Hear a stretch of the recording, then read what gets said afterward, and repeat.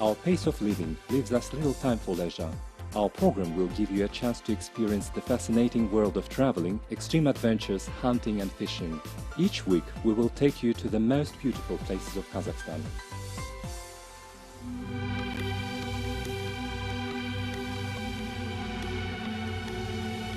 Hunting is an exciting leisure activity. Since quite recently, from a sole and man thing, it has also become a good reason to find out about different cultures.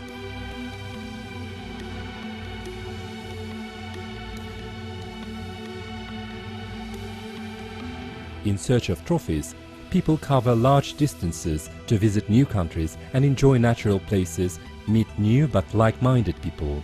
Such journeys become a lifetime experience.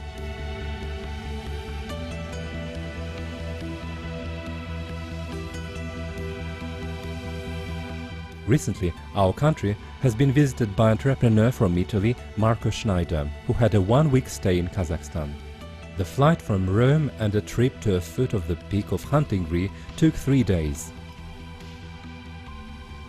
So he only had 4 days of hunting.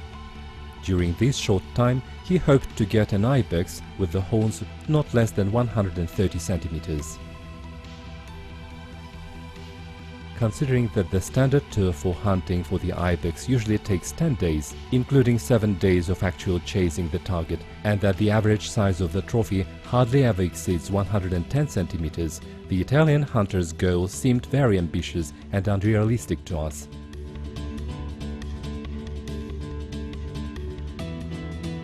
The hunting site was chosen beforehand.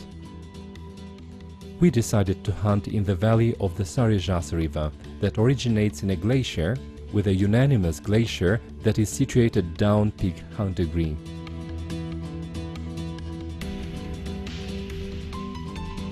In 2006, during the winter census of the host species at the 30th kilometer from the bottom of the gorge, through a spyglass we spotted about 1,000 ibexes and about 400 Argali goats of the Tanshan subspecies.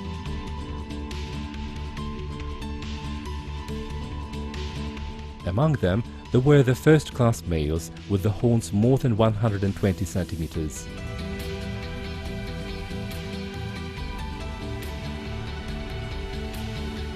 To us, Sarezhas seemed a paradise for hunters then. However, in the following years, there was a decline in the number of species and, consequently, a decrease in the trophy species.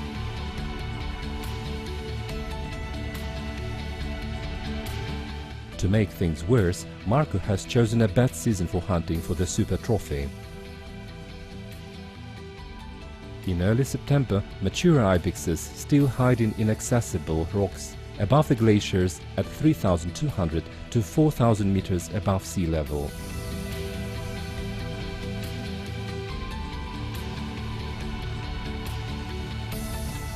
It's in October when the snow line pushes them to move to alpine meadows, and the approaching rut makes the ibexes gather together in mixed herds with females.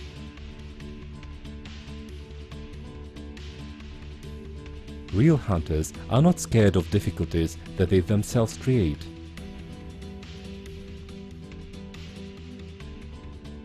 In the middle zone of the highlands, one can easily notice female ibexes and their young, but mature males are few and far between here.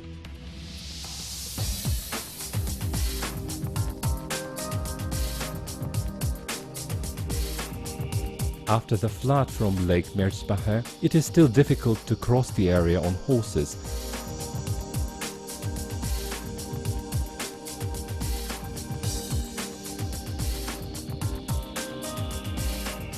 Therefore, we decide to cross the river from the side of the glacier up the valley.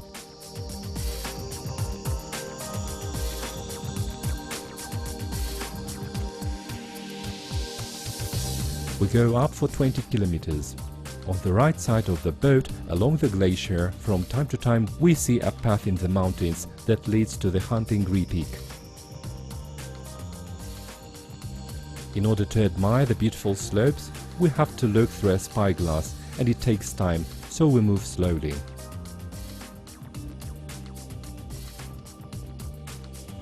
On the right slope, we observe a few herds of mature male ibexes, but we do not see the trophy-size species. One male has horns that are a little less than 120 centimeters. But even getting this animal in the mountains is not an easy task.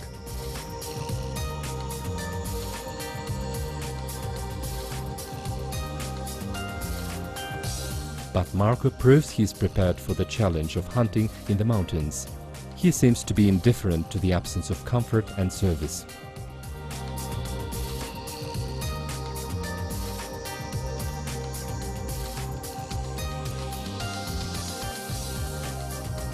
Having tried the guns, we head for the most inaccessible places of the game reserve. We reach the destination when it gets dark and spend the night in a clearing. At the dawn, we rise and go on traveling. By 3 a.m., we have climbed the pass. Argali goats and ibexes use paths that were made by their ancestors in the early Paleolith. The whole valley is covered with stones that have ancient carved drawings, petroglyphs, that depict some scenes of hunting for animals with large curved horns.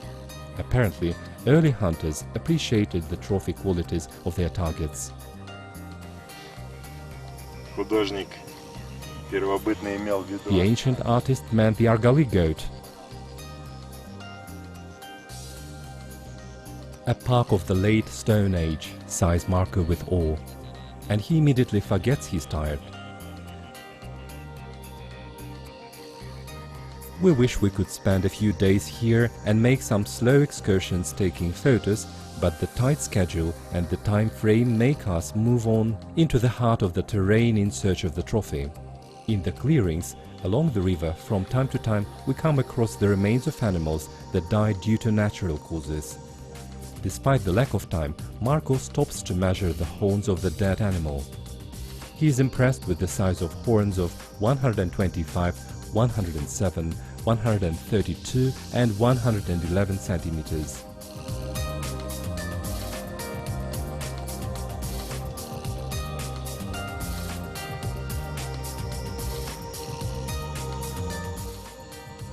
On the other side of Sarijas, we see a herd of Argali goats run by.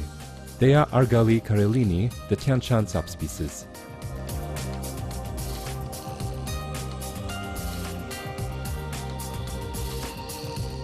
The horns of the Tian Shan ram are more curved, they are thicker, and their tips are not as sharp as the horns of the Marco Polo species.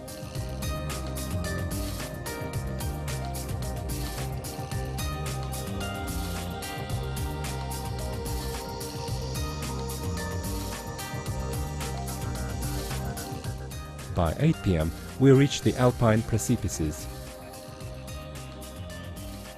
The meadows are covered with lush green grass. We immediately notice the herd of 70 ibexes on the moraine. But among them, we don't see the one we have been looking for. We set up a camp and make the dinner. Marco looks exhausted in the evening. While Marco was sleeping, a dozen of large mature ibexes went up to the slope.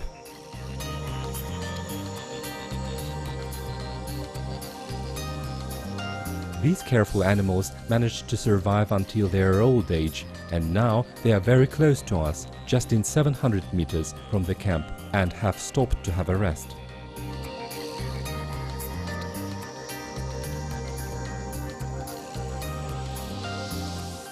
At least 3 of them fit Marco Shnider's trophy criteria.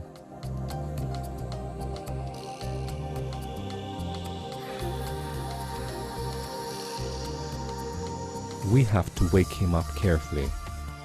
"Oh, monster!" exclaims Marco with excitement, looking at the animals through the binoculars.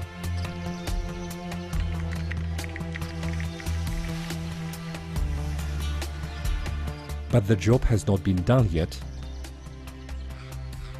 We are separated with an open slope, which makes it impossible to creep quietly without being noticed by the resting ibexes. We only have to wait until they start grazing, and we'll move to a more suitable for us place. The time goes, and the animals are still at the same place.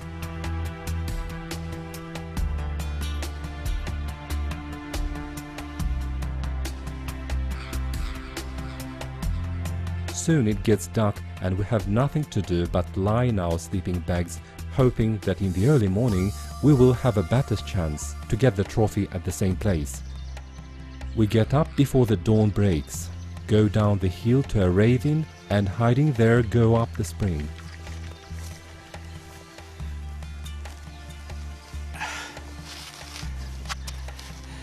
When we have a few dozens of meters left to the target, a flock of wild turkeys nearly ruin our plan, all of a sudden rising from under our feet noisily. The noise makes the ibexes cautious. They freeze, listening to suspicious sounds.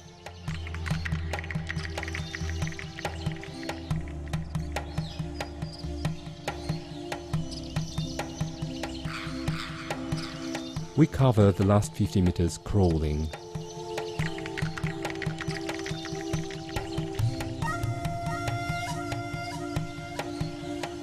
When we approach the animal and look at them from behind a stone, we see them grazing peacefully in 220 meters. When Marco was testing his gun at distances of 300 and 400 meters, and he proved to be good at shooting. But this time, because of the sleepless night and tiredness of walking up and down the hill, he makes a blunder.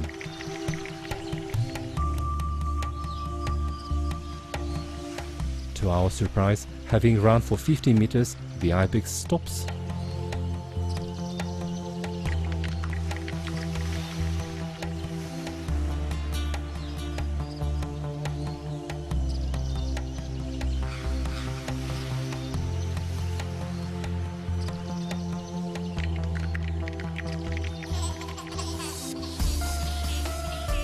We measure the distance, it is 280 meters. The second chance was not missed.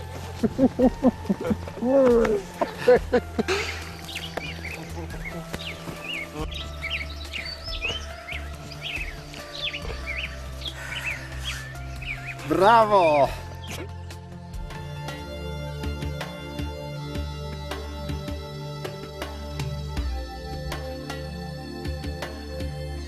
The ibex falls off a rock, which slightly damages the coat of the animal. We measure the horns.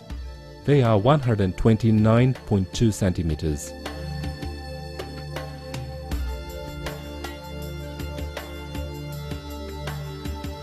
As soon as we have prepared the trophy, we start the journey back. We need to hurry up as the foreign hunters' planned trip is 4 days.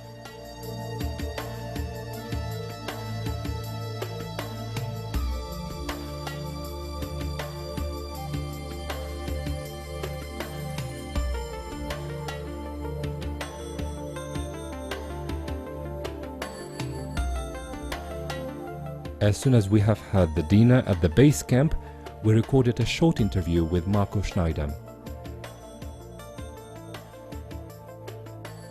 We walked to the area where the ibex were feeding in the evening, and luckily all the group of animals was still there, and finally it was a great emotion. We saw this wonderful trophy, and it was about 250 meters away, and I shot him, and so we were so happy. Everyone was absolutely fantastic. It was the end of a fantastic story. I mean, you have so many remote areas where wilderness is absolutely untouched, and you can get the animals in the same condition they were millions of years ago, and this is a fascinating part of hunting in this country. And so finally, after a very, very long day and a tiring day, we are back to camp and we relaxing by the fire. Yes. And this is the end of a fantastic adventure.